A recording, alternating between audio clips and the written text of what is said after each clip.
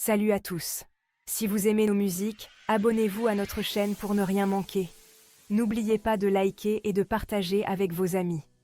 Votre soutien nous motive énormément et nous encourage à publier encore plus de super morceaux pour vous. Merci et à bientôt pour de nouvelles découvertes musicales.